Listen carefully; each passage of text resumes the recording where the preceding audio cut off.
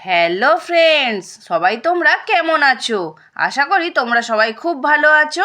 আর আজকে মন ভালো রাখার জন্য আর বাচ্চাদেরও মনটা ভালো করার জন্য দারুণ একটা রেসিপি নিয়ে চলে এসেছি। আজকে তোমাদের সাথে দারুণ একটা কারি পাতা দিয়ে পাস্তা রেসিপি শেয়ার করতে চলেছি। আর তার জন্য সরু সরু পাস্তা নিয়ে নিয়েছি। আর পাস্তাটা বানানোর জন্য বেশ কিছুটা আলু নিয়েছি। আলুগুলো একদম ছোট্ট ছোট্ট করে ডুমো ডুমো করে কেটে নিতে হবে। আর এখানে আমি আমাদের গাছের বেশ কিছুটা কারি পাতা তুলে নিয়েছি। কারি পাতাগুলো খুব ভালো করে ধুয়ে পরিষ্কার করে নিয়েছি। আর কারি পাতাগুলো একটু কচি কচি দেখে নিতে হবে। আর নিয়ে নিয়েছি তার সাথে বেশ কিছুটা পেঁয়াজ কুচি। পেঁয়াজটাকে একটু বড় বড় করে কেটে নিতে হবে। আর নিয়ে নিয়েছি কাঁচা লঙ্কা। কাঁচা লঙ্কাটা অপশনাল, কেন বাচ্চারা খেলে অনেকে ঝাল খেতে পারে না, যার জন্য কাঁচা লঙ্কাটা না দিলেও চলে। এবার পাস্তাটা বানানোর আগে বেশ কিছুটা পরিমাণ কড়াতে জল দিয়ে দিলাম।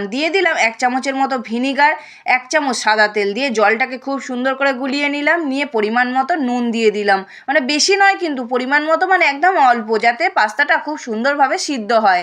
এরপর জলটা খুব সুন্দর করে গরম করে নিলাম। তারপর পাস্তাটাকে দিয়ে দিলাম।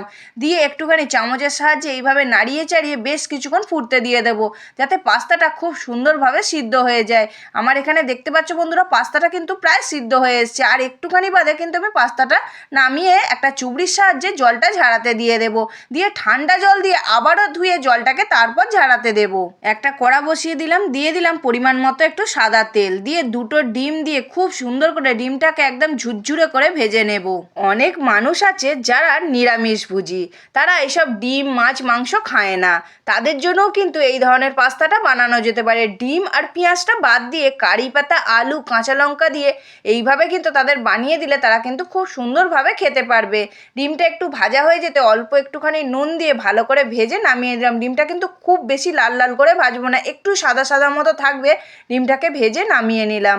এরপর কড়াইতে আমি 2 রকমের তেল দিয়ে দিলাম, রিফাইন অয়েল আর সর্ষের তেল। দুটো মিক্সড করে করলে কিন্তু অপূর্ব খেতে লাগে এই পাস্তাটা।